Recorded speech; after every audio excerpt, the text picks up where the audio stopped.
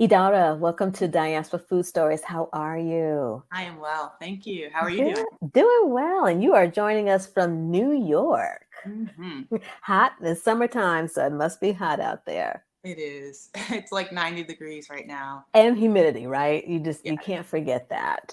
But I'm excited to have you on the podcast because Olympian, you've got your nonprofit going, your work you want to do between Nigeria and the US, and we've got so much. And then of course the chocolate brand, Not Chalk. So we've got a lot to dive in today. And what I like to do with our stories is I always like to go back because I believe that seeds are always planted young and then they somehow materialize and they're bloomed and they're nurtured as you get older. So take us back to your childhood because I know you are of Nigerian descent, both citizen of Nigeria and US, but take us back to your childhood and what that was like.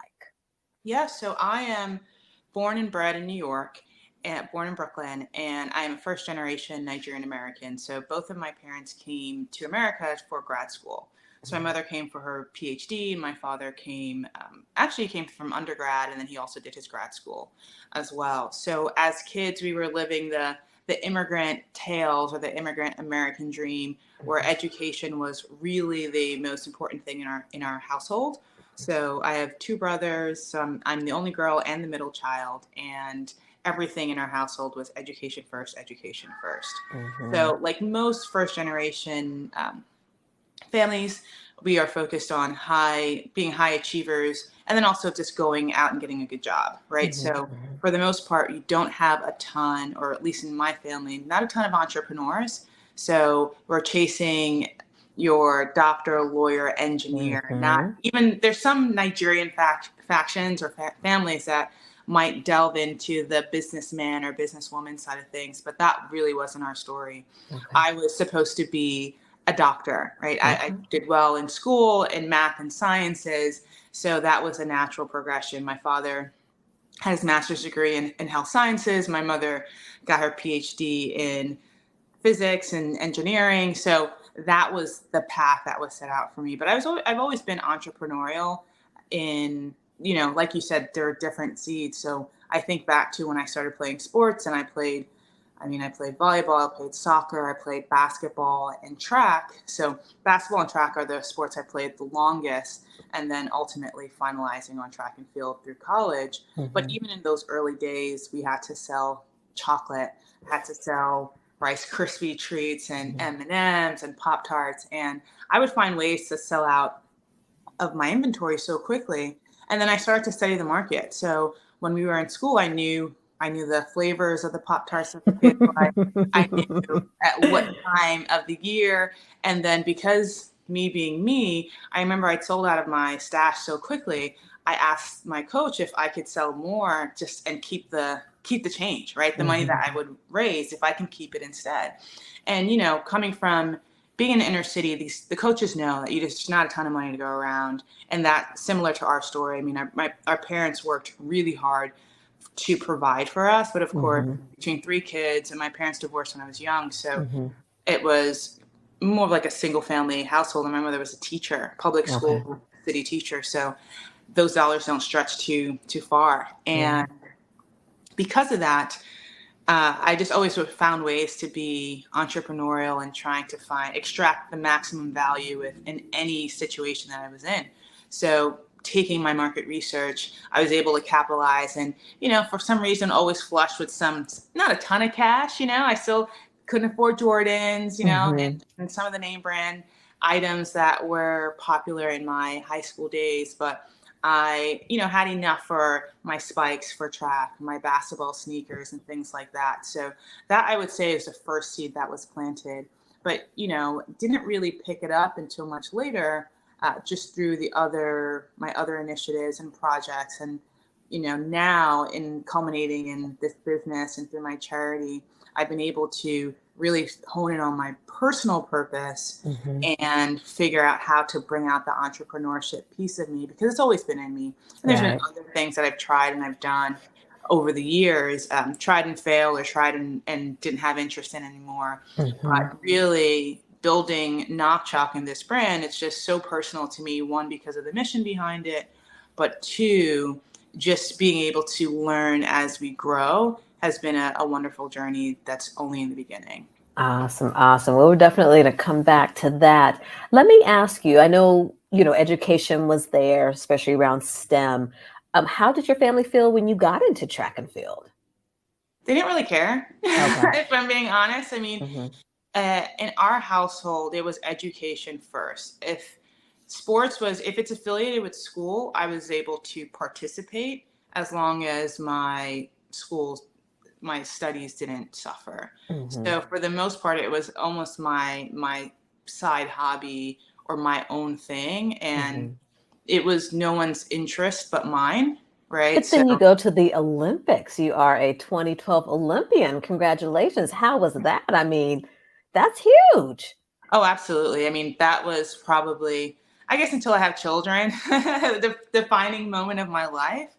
And it's funny, I'm working on a memoir to talk about that journey and that story. But for me and that journey in particular, I think what made it so special was it was my home away from home. Hmm. It was my oasis. It was the thing that nobody asked of me. So focusing on excellence in academics or academia, that's something that was expected of me. Even though Right. I had my own intrinsic motivation, my Hmm. family, my parents, my tribe, my nation, we all knew that academic excellence was our calling and our birthright, right? So that Hmm. wasn't anything that was a shock to anyone in the family or anyone who knew our family or me in particular. But Hmm. then on the track and field side, it was always my personal, I wouldn't want to call it a secret. They, like, my family saw my medals over the years and ribbons and things like that. So they knew I was an athlete and I competed and it's something that I cared about, but it's not something that they in tune cared about to the sense that it was a shared victory. So it Hmm. was like my Hmm. own personal victory for myself. I used by myself very, very lightly, but it was just my thing to own. And Hmm. then just being on the world stage and being able to represent Nigeria, Right. the current country of my heritage, I think that is really like the spiritual or emotional defining moment for me. Hmm. Because growing up in New York as a first generation Nigerian American. I think with the now you see that being a coveted cultural heritage in the sense where you see Afrobeat really becoming popular and people Right. know Davido or Hmm. Kid. But early '90s and early 2000s, that wasn't the case, right? But my parents are always very, very proud Nigerians, and Nigerians typically have a proud demeanor and heritage. So even as a kid, I mean, my mom made being an immigrant sound like it was the coolest thing ever. So people always assumed because of my name, and it was different, they hadn't heard of it before, that I, was born in Nigeria, and I didn't exactly correct them all the time. And so, I mean, I thought it was cool. My mom made it seem Hmm. like being an immigrant was just the best thing since sliced bread. So Awesome. I wanted that authenticity and that connectivity. So being able to run and represent Nigeria for me felt like almost like my Nigerian coming out story. And it's like, finally, I am authentic or I am real. I Nice. am, a daughter of the soil of Africa. And I didn't feel like, even though I felt that, I felt it was that extra validation that I needed from the continent, from the country, from the citizens to feel that. And then the other thing I would say is growing up, just because money was tight, we didn't travel to Nigeria. So Okay. that was also part of what fed the, um, I guess, the imposter syndrome of you're not really Nigerian, and you'd have Um, debates with people like, well, you were born here, so you're American. And, there's the things like, there's those debates and those mhm. conversations. So going to Nigeria and then, making the team there in Nigeria, very close to where my parents went to secondary school and things like that. That for me was very personal. And then to be on the world stage with all these other great athletes and being one of them and people wanting my autograph and having fans, there's stuff that you think about. And that was my reality for a couple of weeks in London in 2012. Awesome. I love how you said your mom made being an immigrant, just very cool. And so with that being said, talk about the food. I'm sure she brought all of that and was sharing all of that in the household as well. It's interesting. So I grew up as a very, very picky eater. So it's Okay. funny that now that I'm a food and beverage entrepreneur, so to speak, because, I was like I'm like the anti-Nigerian or anti-African in terms of people revoke, if they knew my food restrictions, especially growing up. I mean, I'm better now, but they would revoke my African card very, very. But yeah, I mean, at home it was lots of like jollof rice, fried rice, Mhm. coconut rice, and it sounds normal, but the spices very, very hot. So lots of pepper, Mhm. a lot of rice, a lot of meat, a lot in our stews as well. So you Yeah. hear more about like the fufu or egusi and things like that. Mhm. You'll hear, and I mean, from our tribe, Gaikong is like our signature stew or soup. Okay. So like I actually didn't grow up eating a lot of the goosey. It's just not um, one of the soups that my mom cooked a lot. But Okay. so yeah, it's a lot of Nigerian food, and it's funny. I didn't like meat growing up, Oh, unless it wow. was like I had a very Americanized picky palate, Okay. and there was no reason. It just had to be psychological because it wasn't like that's what we were being fed at home. My brothers are a completely different story. It's just like Jay just thought I was a rebel. Like I didn't. And for me, I love to snack. I love rice, and it's like so. Rice and stew is something that's like your staple. Mhm. It's funny. My uncle would always say, do you know what RSVP means? And I was like, well, no. And he'll say, rice and stew, very plenty, right? So that was like I a love running that. joke in the house.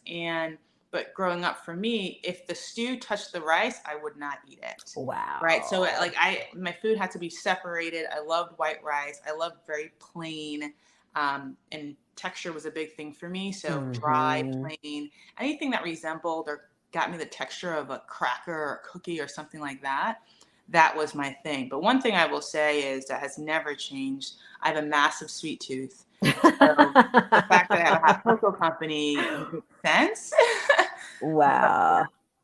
Very cool. That's too funny. So you weren't mixing them juices together, them I stews, huh? couldn't. I could mix it, but if it came mixed, it's just Oh. like I couldn't touch it. I hear it's so like genetic, so I want to say that it's not me, it's my genes, Oh, but is that right? Too funny. So you came out this way, went to Stanford. yes. Now, as you were, knowing the expectations around education, knowing that the goal was for you to be a doctor somewhere in there, what did you want to be?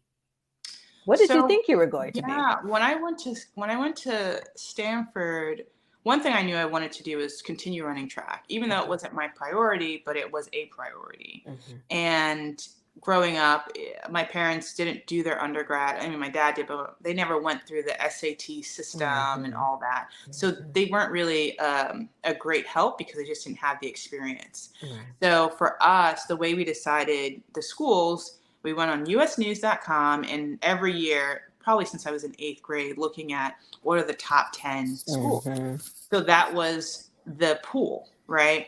And as I grew up and learned more, and especially since I wanted to be an athlete, I was looking at the schools and what their track programs were like and things Okay. like that. So I wanted to go to a great school that also had a good track team. So when Stanford came up, I mean, it was the best of both worlds. It was a top at that time, probably top 5 school. I think it was number 4, either 3 or 4 on the list. So it was a top school, top athletic program. So it's just like it's literally the Harvard of the West, Mhm. as people would say. So it was the best, and it was the best of both worlds. And once you go on campus, I mean, you're going to school in a resort, right? So Mhm. you can't really Mhm. turn that down. And then going to school, I thought I would be, I wanted to study biomechanical engineering. That's what I Okay. started off doing. And then, so I figured I would chase the engineering craze and then use that to go to med school and become an anesthesiologist. Okay. Okay. And so obviously things change. So let's talk about how it sort of evolved there for you. It's funny. So the reason why I specifically chose anesthesiology is because kind of like my food thing, I can't take blood. So thinking about going to med school, and just even being like a surgeon or some of the more coveted positions, I didn't think I could physically handle being in an operating room or having to watch the events. Like, let's say if I was an orthopedic surgeon, and a lot of times if you're working with athletes or, the people who are going to be breaking their bones quite a bit, if you have tape, you'll watch to see how things broke. And I can't even watch, even till this day, I can't watch replays of hard hits, because I personally feel it. So I felt like I would pass out in the middle of surgery or going through that. So I figured I can stomach it for med school, but in real life, I wanted a job that was, or a role that, one, had a great lifestyle, which anesthesiology does, and then it was also very analytical, where I don't have to cut anyone open and things like that. So even thinking through my biology days, like, dissections were great because they were cold bodies, or not, well, cold organisms, right? So if we're dissecting a frog or a pig, there's no blood going through it. But to see blood like gushing out, let's say a bullet wound or anything, or bones cracking, I just couldn't imagine. So I figured, it'd be more like a math problem or a science problem, where a patient comes in, I figure out the dosage, I put it in, and I leave, right? So it's just a lot less. I felt like it was more analytical and less emotionally connected. One, from the blood side of things, and also you're less emotionally attached to the outcome of people living and dying on you when you're working inside of them, and you're just putting them to sleep. Right. So then let's talk about, so what did you end up, where are you at? Because I know you ended up with a career on Wall Street. It was really big. So what were you doing there in terms of in that piece of your life? Yeah, so that started actually the sophomore summer in college, and I was still on my biomechanical engineering track, and I ended up landing a summer internship at Goldman Sachs through, at Stanford, there was an athletic career fair that they were just testing out one day. And I'll keep a very long story short, was able to land that internship. Nice. And that first summer was great for me, because that was also the first year that Goldman Sachs was launching their sophomore rotational program. So it allowed us to rotate around the investment bank. So we got to see investment banking, asset management, sales and trading, and research. So I spent time in all those different areas, and ended up really enjoying my time in equity research. So I came back that following summer for my second internship and was a research analyst. So that's where I started my career full time. When I left Stanford.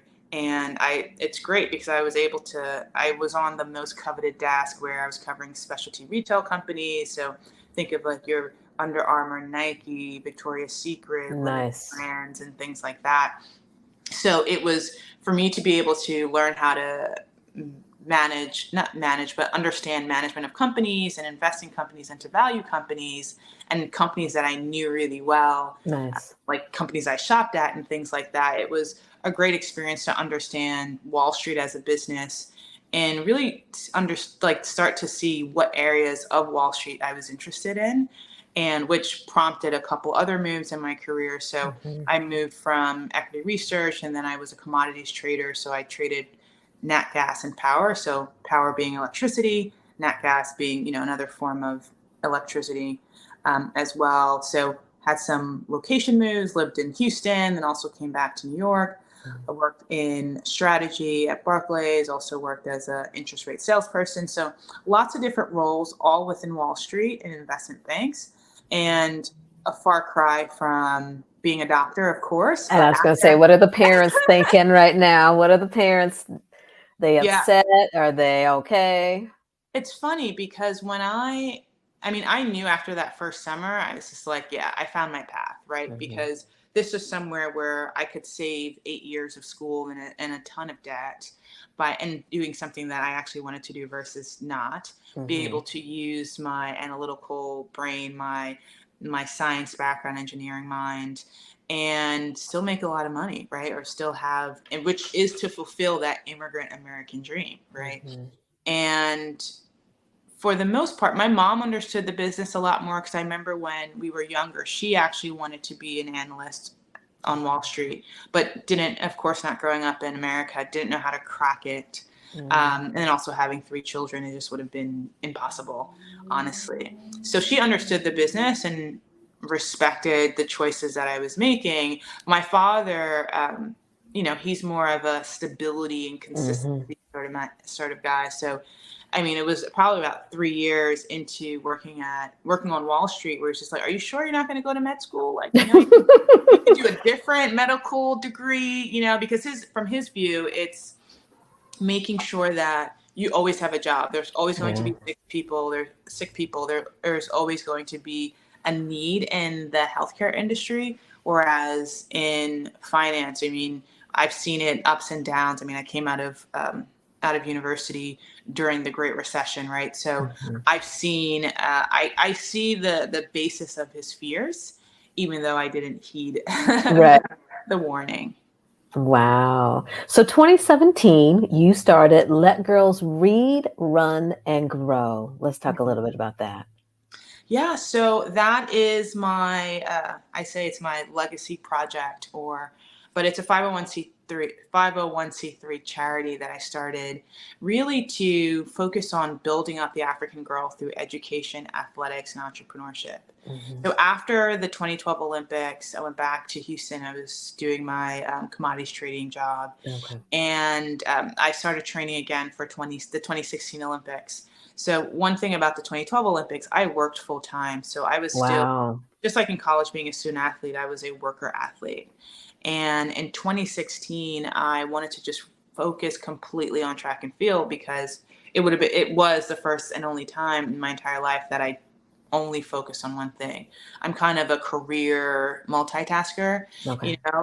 so I moved to Atlanta to train with my Olympic coach from 2012, and ended up not having the Cinderella story that I wanted to have, where I got hurt right before trial. So wasn't able to compete in Rio, but I knew that was going to be the end of my professional athletic career anyway. And then Okay. once I was done, and you hear this after every Olympic Games, where there's this lull, or a lot of athletes go through depression because you're building up for this emotional high, and then it's over. Mhm. So I wanted to channel some of that coming down energy Mhm. into something useful, and I started thinking about, I was turning that year. I was turning 30. Mhm. I started thinking about, I don't want my legacy to only be thought of after I'm not here. Right. So I was thinking of, okay, what can I start as when I'm 30, that when I'm 40, 10 years later,